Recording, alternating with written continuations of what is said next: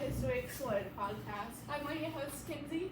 I'm your other hostess, I'm Addy, and we got the podcast you guys all been waiting for. Yeah, I think we can say we've been waiting for it. It is our Hamilton the Musical podcast. So maybe we can get some of our Hamilton out and all of it. No, because if you can tell in our last podcast, I kept a Hamilton tracker the whole time in one of the corners. I think we ended up singing the whole beginning of Aaron Burser. And we also, I think by the end of it, we had 13 references to Hamilton throughout the whole thing. Guys, side note, I brought my hair to hot glue that yesterday. Yeah, that was... We're decorating for HOCO. By the way, we're in student council here, and that's what we're doing now. And I got dressed on the hot glue gun. That was the one mistake. Anyways, for those who do not know what Hamilton is, for one, go watch it. Yes, it's on Disney Plus. And also, there's a link to it on Pinterest for some reason. I have it. Don't ask. I will put a link for it here. But Hamilton is based off of Alexander Hamilton's life, and it shows like events from the American Revolution, the aftermath of the Revolution, and basically a bunch of characters' lives that happened during this time period. Like Aaron Burr, he's the biggest narrator of Alexander Hamilton's life. That is true. He does narrate everything. Yeah, he's the narrator of Hamilton, and then Eliza is God. Next most important character, and then Hamilton. Yeah. Because Eliza is like such an important role in Alexander Hamilton's life and everything that happened. That's why at the end of the Hamilton, there's a gasp.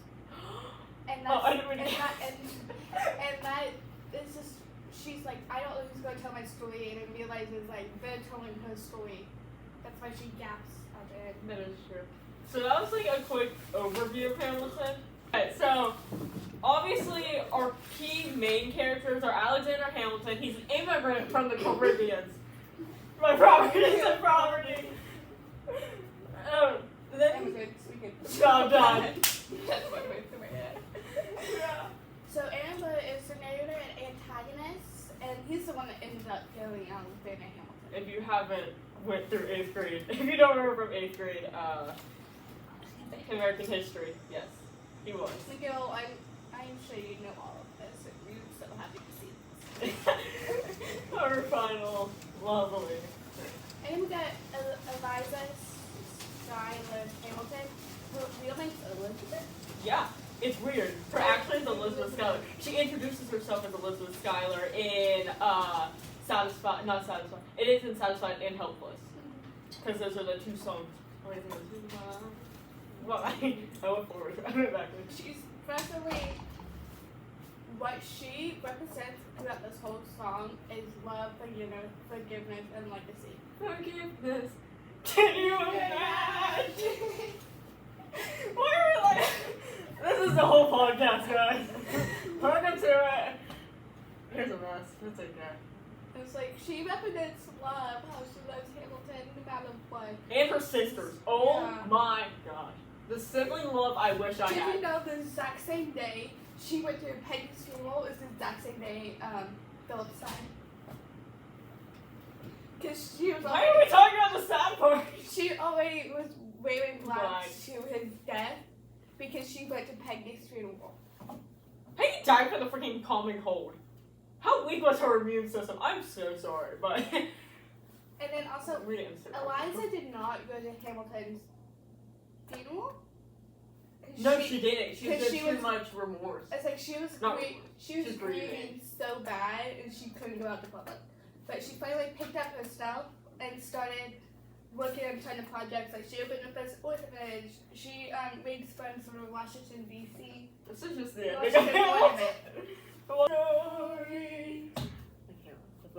We have key artistic elements like the music style was a mix of hip hop, R&B, and traditional Broadway. Rap battles used to represent political debates. Okay, which was better? Count out of 1 or 2. There's only one right answer here. No, there's one right answer here. I know which one. Yes. I like that one. I don't know which one it is. Count the battle. Which one's better? 1 or 2? Why can't I fit? I turn around and show you where she fits. It is! Do you need me to tell you? Which kind of battle is that? Miguel's so mad right My computer's dying. Why is your computer dead? My computer's dying.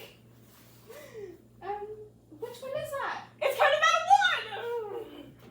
It's the best one! I did a whole paper thing. Should we post that? The money? Yeah. Okay. I'll post that. Me and Sarah Count for Smart Lab, we made kind of battle 1 with money. I will post that on our account. It was really funny. And then lyrical complexity, dense, fast pace, lyrics full or interstitial rhythms and wordplay. Sorry, it's very so you see there's some wonky outfits. Yeah, well, because this is a week later. We didn't film since Friday? What was it? Thursday. I don't know. Whatever. It's Hoka week. It's Spirit week. Today's Minion Monday. She's a yellow minion, I'm a purple minion.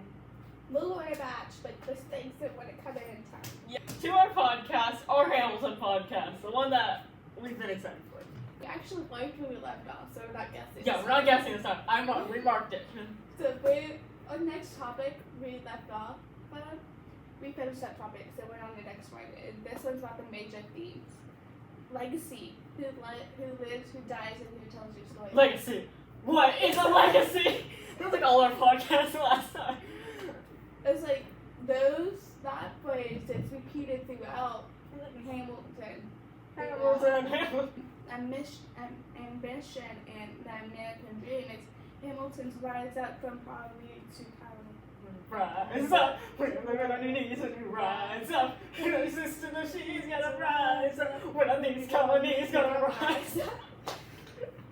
We ain't even gonna finish this. We're gonna just keep on singing lyrics of Hamilton. You know, long drum on the words. The second part would have went so much better if Lawrence didn't die. The first part. See you Alexander. Can we talk about how Peggy only sings one song before she sings to Mariah? No! I love Peggy! We're gonna talk about our goofy dancers a little. Actually, we do that in our halftime show. The marching band? I'm not a marching band. But yeah, the Peggy dance. Oh my god. We're never gonna get through this. Identity and representation. Representation.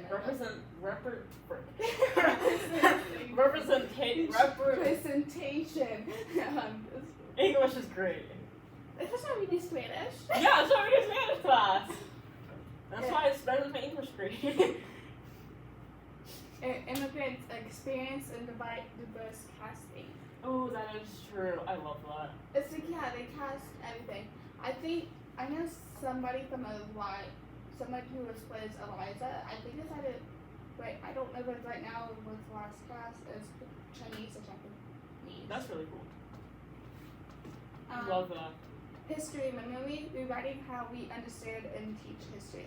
This is just basically saying they rewrote it to make younger children like us understand. Yes, like us, and get absolutely into history and become this. I need to make this font bigger. The reason why we're leaning into this is because I can't even read this from where I'm at. It's a bit smooth. Oh guys, update on my burn. It's starting to heal. Yeah. Oh. I need to put something on it. Yeah. Culture and historical impact. Hamilton the musical sparked public interest. Yeah, public interest in the U.S. history and the founding fathers. It is used in schools, obviously. I mean, Matt McGill. It is used in schools, classrooms to teach history in engaging ways, which basically sparks interest in students' mind when they ever, because usually kids like music, obviously. Music's great. So actually, fun fact about music: playing an instrument heightens your brain because it uses a different part of your brain than you just actually learn. Can you see that better? Yeah. Hamilton also opened doors for creators and performers of color on Broadway. Like, was it Hercules Mulligan? Yeah. Hercules Mulligan was played by Oak, I can't pronounce his first name. It's Oak, though. And then Thomas Jefferson Lafayette is played by David Diggs. It also initiated conversations about how history is remembered and who tells it. Who lives, who dies, who tells you a story?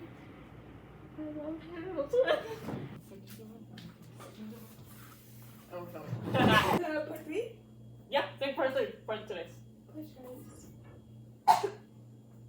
So, hold on. Anyway, critics say it overlooks issues like slavery. It oversimplifies historic truths. No, it doesn't. Tell me. It does. I mean, there's some that simplify things. Like Angelica, Eliza, and Peggy have actually an older brother. They did. So Angelica didn't need to marry rich. No, she didn't need. Did. That's how this podcast is going today. So here's Skylar. It's Twin Day, by the way, of our senior week of Hoka. So we're both wearing Hamilton shirts. I saw Addy's shirt. Yeah, I had another one. Strit got it for me. Thank you, Strit. I saw Addy's shirt. Yeah, because it stole it, so we can match. I was meant to wear tan Crocs. I totally forgot. I walked out my door in the pouring rain. I did too. It's raining. It's cracking outside. It is. So the raised questions about historic accuracy versus creative storytelling.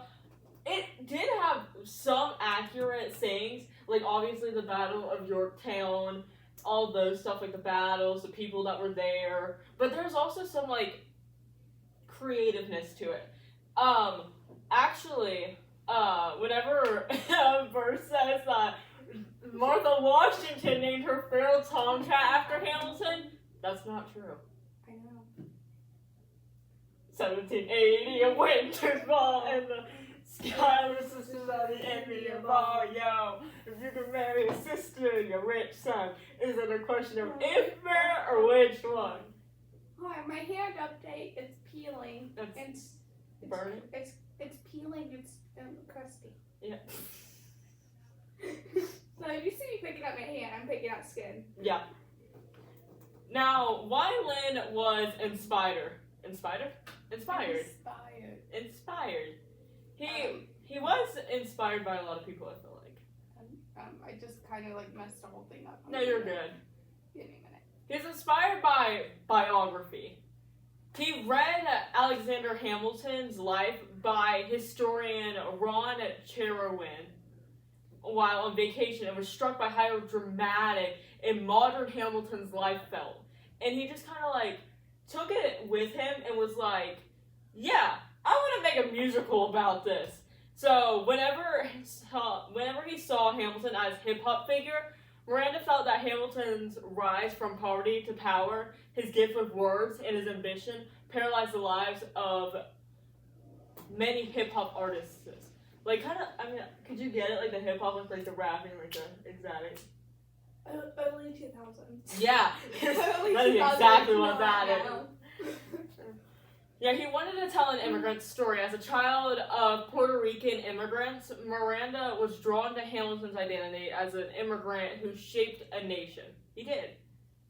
Technically, everyone was an immigrant, but they counted him as an immigrant because he came after Jamestown. No! I forgot about that. That's kind of messed up. Yeah. Every second board gets to call Hamilton something, he's right on it.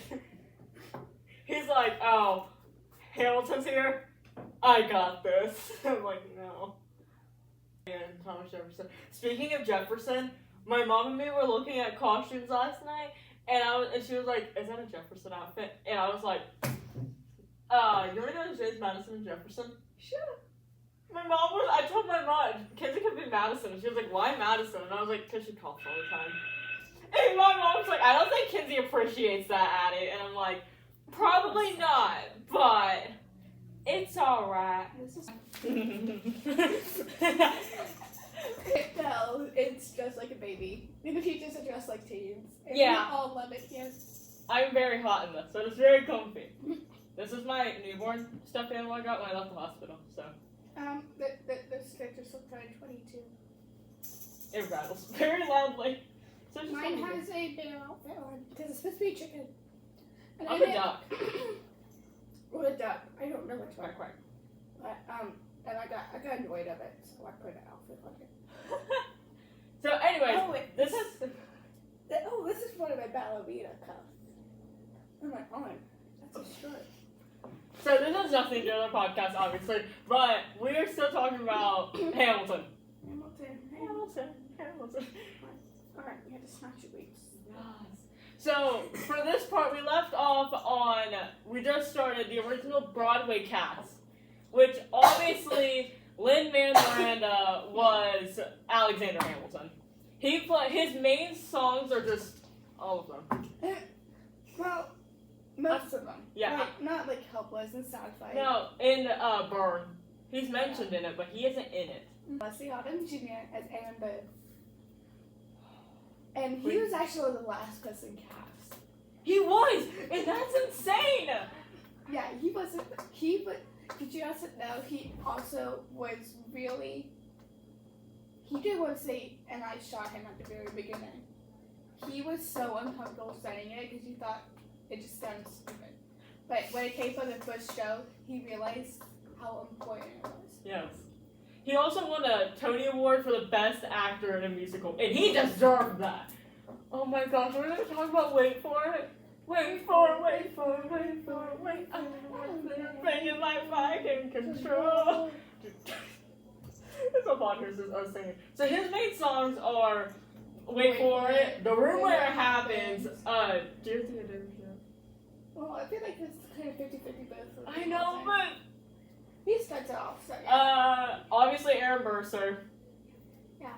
So he's actually listened to Theodore before he got auditioned as Burr, and he said, I wish them luck and I will be so happy to anyone that sings Theodore, and it happened to be him. You know, I was like half asleep one day, and I started singing, Hey There Delilah, but instead I was like, Hey There Theodore, what's it like in New York City? I need to go back to sleep. Philip, he has Eliza. Sorry, I was saying Elizabeth, but that's it's the same person. It's the same person. Yeah, she was portrayed and brought emotion, depth to the story and emphasized Eliza's legacy. Legacy. What is a legacy? What are you talking about? What's that? That's, frick, what's the name? Who lives who died? No, yes it is. No, The World Was Wide Enough. Because at the end, he's like, legacy. What is a legacy? It's like, where's that from? I know it, but, legacy. Eliza's main songs are Helpless, Burn, and, the end part of... Satisfies Angelica. What am I on? You guys live your story. And then it switches to Eliza, and she gets that whole end part.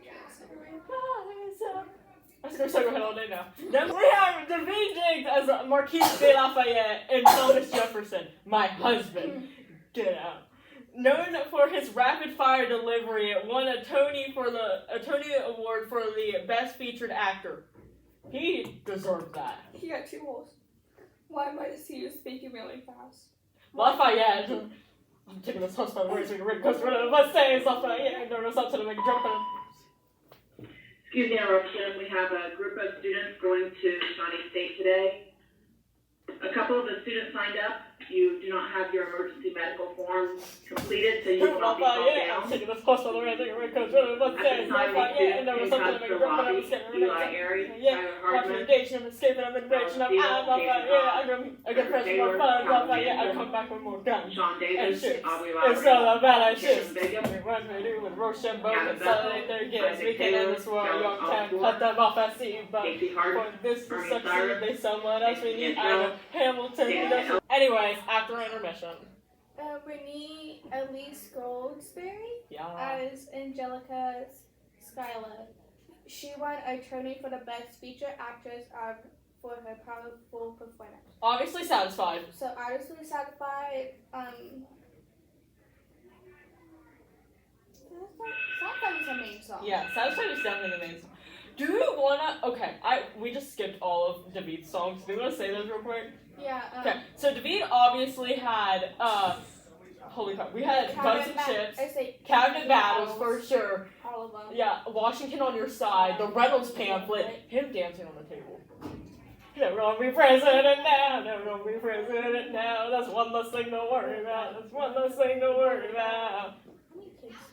Finish these tomorrow. Baby signing out. Boop, boop, boop. Okay. Or 5. Question what? It's been a minute. Yeah, it's been longer than a minute. We haven't filmed in like, what, 4 days? Last time we filmed last week was Thursday, because we had our little Thursday. outfits on.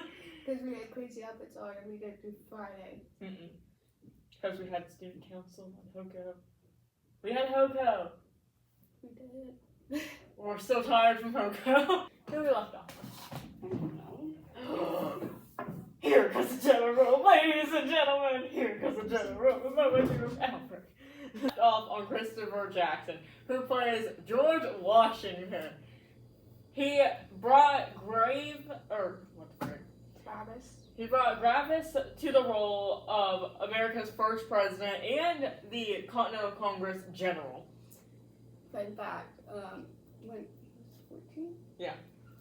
he led to the army to it was a bunch of Indian war. Oh yeah, wait, was he 14 or was he like 15 or 17?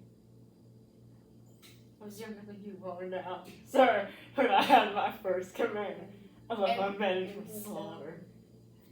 Or was it a massacre? It was a massacre. I was like, it's a massacre. It's a massacre. Massacre. He built a fort and it was not good. It was for... Oh, crap. Hmm. Oh, no. It was for... Oh, are you Googling it? No, I want to know. Hold on, before you search that. Was it Fort Necessity? Wait, was it Fort Necessity? She turned it so I can't see it. I think it's Fort Necessity, right? I'm a little teen. A teen, that's... Yeah, I think it's Fort Necessity.